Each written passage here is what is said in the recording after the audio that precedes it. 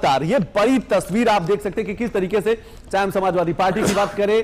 कांग्रेस की बात करें, कांग्रेस की भी आप देख सकते हैं कि कांग्रेस सीतापुर, रायबरेली, इसके साथ साथ आप ये देख सकते हैं इलाहाबाद और अमेठी, ये कई बड़ी तस्वीर। आप ये रुझान, परिणाम और आंकड़े इसमें मिले जुले हैं। इसमें कुछ रुझान है, कुछ परिणाम है, कुछ आंकड़े। ये नहीं कहा जा सकता है कि ये सभी फाइनल आंकड़े, लेकिन जहां पर भारतीय जनता पार्टी ने बढ़त बना रखी है, जहां पर समाजवादी पार्टी ने बढ़त बना रखी है, जहां पर कांग्रेस ने बढ़त बना रखी है, ये वो मोटी तस्वीर अपने दर्शकों के लिए कि समझें कि ये उत्तर प्रदेश की 80 लोकसभा सीटें हैं, जहां पर लगातार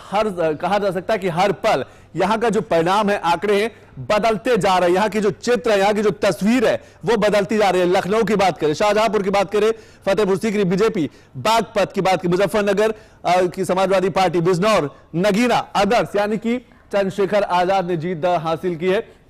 ये एक बड़ी तस्वीर। गोरखपुर, सलेमपुर, घोसी में भी आप देख सकते हैं कि सुभाषपा के ओम प्रकाश राजभर के बेटे अरविंद राजभर वहां से चुनाव लड़ रहे थे, लेकिन समाजवादी पार्टी ने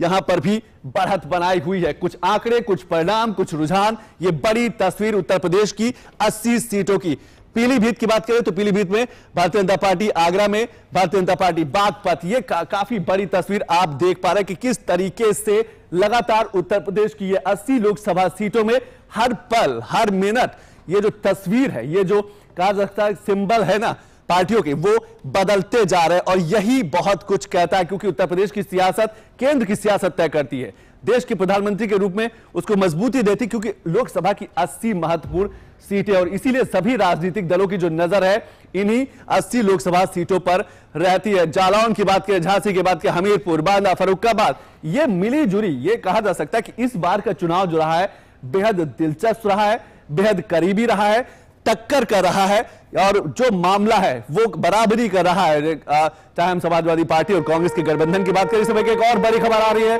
उस पर भी नजर डाल लेते हैं। इस यूपी की 5 सीटों पर बीजेपी और सपा के बीच कड़ी टक्कर, बढ़त का अंतर 7,000 से भी कम है, कुछ भी हो सकता है, बहुत ही करीबी मामला है। अलीगढ़, धरौरा, अमरोहा, फर्रुखाबाद और बांसगांव में भी चल रही है कांटे की टक्कर, यानी कि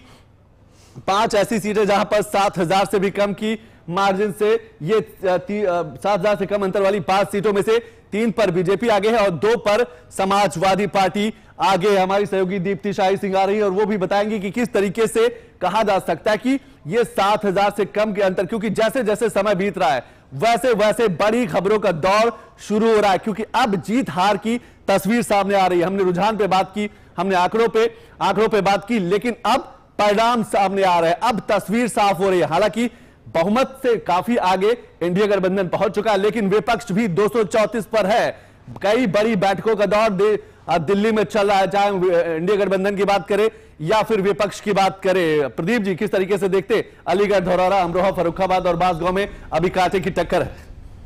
देखिए, ये परिणाम बता रहे हैं कि जिस तरीके से हमारे नेता आदरणीय राहुल गांधी जी ने भारत जोड़ो यात्रा हो या भारत जोड़ो न्याय यात्रा के माध्यम से लोगों के बीच में गए और एक मुद्दे सेट हुए और मुद्दों के आधार पर इंडिया गठबंधन चुनाव के मैदान में था, लोगों के बीच में था। दूसरी तरफ वो